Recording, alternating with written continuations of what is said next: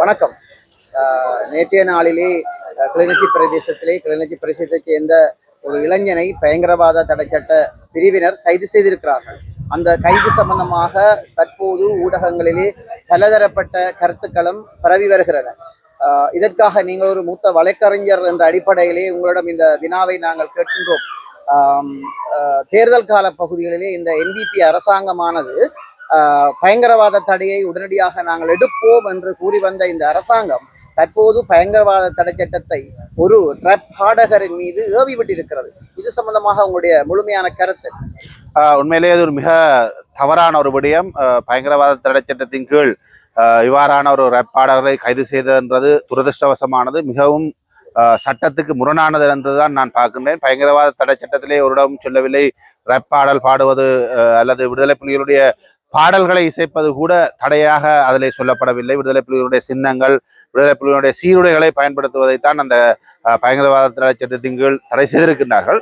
ஆனால் இவ்வாறு இந்த பாடகரை கைது செய்தது என்பது இந்த அரசாங்கம், என்பிபி அரசாங்கம் தன்னுடைய கோர முகத்தை வெளிக்காட்ட தொடங்குகின்ற அதனுடைய தன்மையினுடைய ஆரம்ப புள்ளியாக நான் இதை பார்க்கின்றேன்.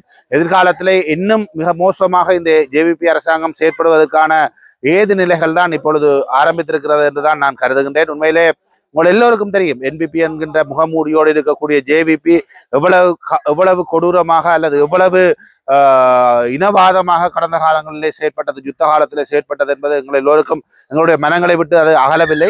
ஆனால் இந்த ஜேவிபி தமிழ் மக்களுடைய வாக்குகளை கவருவதற்காக கடந்த தேர்தல் பிரச்சாரங்களிலே விடுதலை புலிகளுடைய பாடல்களை அவர்கள் இசைத்திருந்தார்கள். குறிப்பாக வல்வடித்துறை நகரசபையினுடைய தேர்தலிலே அவர்கள் விடுதலை புலிகளுடைய தலைவர் வேலுப்பிள்ளை பிரபாகரன் அவர்களுக்கு வெண்கல சிலை அமைப்போம் என்று கூட அவர்கள் பாடல்களை வெளியிட்டிருந்தார்கள். இவ்வாறு மக்களுடைய வாக்குகளை பெற்ற அந்த ஜேவிபி இன்று ஒரு ரேப் பாடகர், அது விடுதலை புலிகளோடு தொடர்புடைய பாடல்களை வரிகளை இசைக்காமல் அவரால் பாடப்பட்ட ஒரு ரேப் பாடல் தொடர்பிலே அவர் கைது செய்யப்பட்டு பயங்கரவாத தடை சட்டத்தின் கீழ் தடுத்து வைக்கப்பட்டுள்ளது மிக மிக சட்டவிரோதமான ஒரு விடயம். இதை நான் வன்மையாக கண்டிக்கின்றேன். அந்த குடும்பத்தினுடைய சட்ட தேவைப்பாடுகளுக்கு நீங்கள் ஏற்கனவே சொன்னது போல திரு சுமந்திரன் அவர்கள் ஆயராகின்றார்.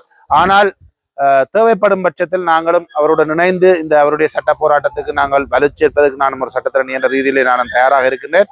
உண்மையிலே ஒரு மிக கண்டிக்கப்பட வேண்டிய ஒரு விடயம்.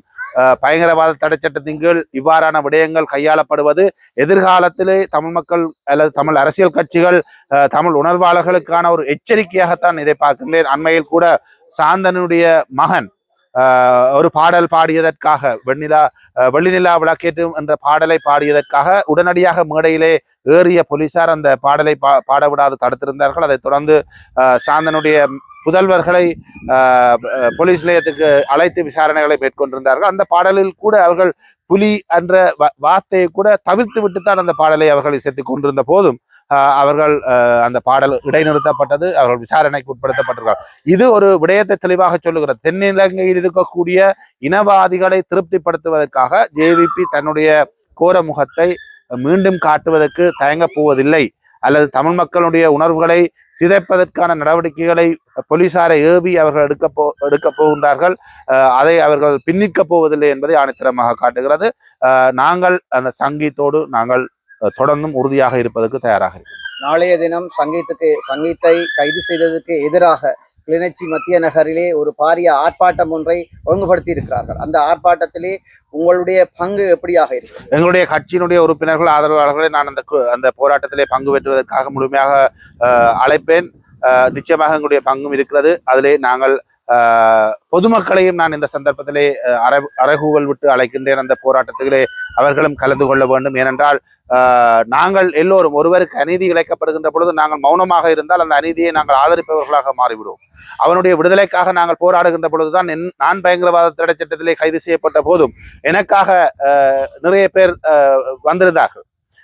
அப்பொழுதுதான் அது எங்களுக்கு ஒரு மிகப்பெரிய ஆறுதலாக இருக்கும். அதே போன்று கைது செய்யப்பட்டிருக்கிற சங்கீத்துக்காக நாங்கள் ரோட்டிலே நின்று போராடுவோமாக இருந்தால் அந்த போராட்டம் அவருக்கு மிகப்பெரிய ஆறுதலாக இருக்கும். அதே நேரம் அவருடைய விடுதலையை விரைவுபடுத்துவதற்கான ஒரு காரணியாகவும் அமையும். அதற்காக எல்லா தமிழ் மக்களையும் நான் கேட்டுக்கொள்கின்றேன். அந்த போராட்டத்திலே பங்கு பெறக்கூடிய அனைவரும் தயவு செய்து கிளிநொச்சியிலே நடைபெறக்கூடிய அந்த போராட்டத்திலே பங்கு பெற்று அந்த போராட்டத்தை வலுச்சேருங்கள், சங்கீதத்தினுடைய விடுதலையை விரைவுபடுத்துங்கள் என்ற கோரிக்கையை நான் இந்த சந்தர்ப்பத்திலே விடுக்கின்றேன்.